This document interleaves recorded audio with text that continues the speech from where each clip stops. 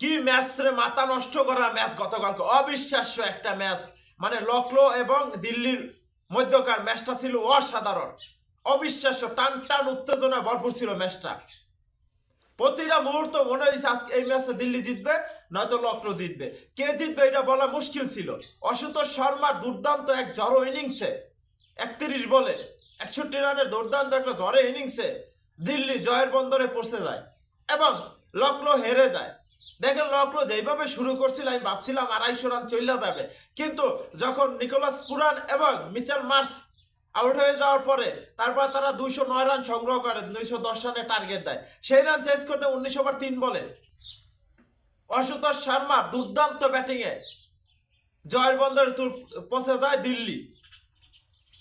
মানে এইটা আপনি বুঝেন ইন্ডিয়ান প্লেয়াররা যে এতটা জোশ কই থেকে আসে, তাদের এত ভালো কই থেকে খেলে, তাদের ট্যালেন্ট আছে, তাদের ট্যালেন্ট আছে, তারা খেলতে পারে, তারা ভালো খেলতে পারে দেখেই তো ম্যাচ জিতাইতে পারে। কি ম্যাচটা কোন জায়গায় নিয়ে গেছে আপনি দেখেন, নাকি হেরে যাওয়া ম্যাচটারে জিতাইয়া মারছে আশুতোষ শর্মা, চমৎকার লেভেলে খেলছে।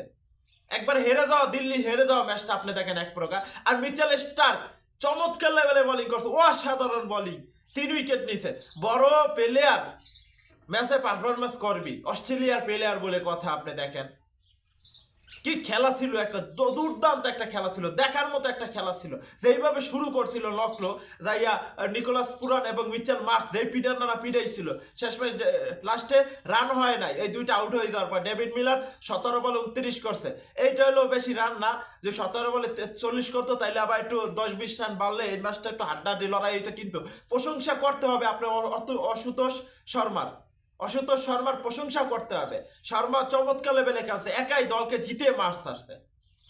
যেই ম্যাচটা একবার হেরে যাও কনফার্ম হেরে গিয়ে যাইতো দিল্লি, সেই ম্যাচটারে জিতাইয়া মার্চ ছাড়ছে আশুতোষ শর্মা। চমৎকার লেভেলে খেলা, দেখার মধ্যে এটা খেলা ছিল, দারুণ একটা ম্যাচ উপভোগ করছি। আইপিএল মানি একটা সেরা লিগ, এটা আমি মানি। রান হয়, চমৎকার লেভেলে খেলায়, দর্শক দেখে আনন্দ পায়, এইটা হলো সবচেয়ে বড় কথা। কি ম্যাচ রে ভাই, মাথা নষ্ট করা ম্যাচ ছিল, দেখার মতো একটা ম্যাচ ছিল।